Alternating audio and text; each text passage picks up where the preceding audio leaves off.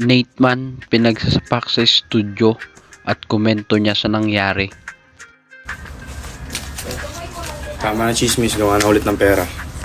Pero bago yan, huwag nyo muna kakalimutan mag-subscribe at i-like ang video na to at hit ang notification bell para sa marami pang video. Maraming salamat! Kitang-kita nga sa video na nagpa-practice si Nate man ng kanta at biglang dumating dito ang rapper na si Ghost.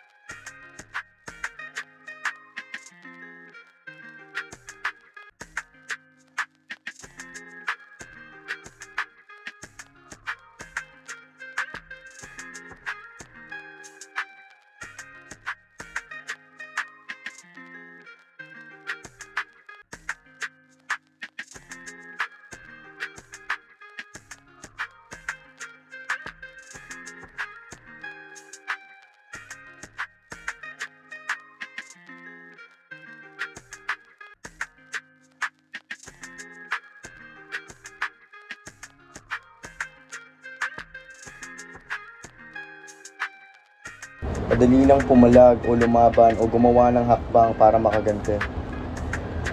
Pero sa sobrang hindi nyo alam kung anong nangyari o pinagdaanan namin magkakasama, siguro wala rin kayong karapatan para husgahan kung ano lamang nakita ng mata nyo. Higit pa sa nakita ng mata nyo, ang sakripisyong binigay o tinulong sa amin ng tao na yon. Maaaring maraming galit sa kanya gawa ng mga nakaraan niyang ginawa, pero hindi yun basihan para husgahan siya nang hindi niyo naman alam ang totoong kwento. Kaya Yobi Sharkey Ghost, salamat, at ikaw ang dahilan kung bakit ako naging unang milyonaryo sa pamilya ko. Ikaw ang dahilan kung bakit kinaya ko tumayo bilang lalaki para sa pamilya ko. Ikaw ang idol ko. Salamat sa iyo, Ghost, palagi. Mahal kita. Kayo mga tol, ano masasabi nyo? Paki-comment below naman mga opinion nyo. At huwag nyo kakalimutan mag-subscribe at mag-hit ng notification bell para sa maraming video. Maraming salamat!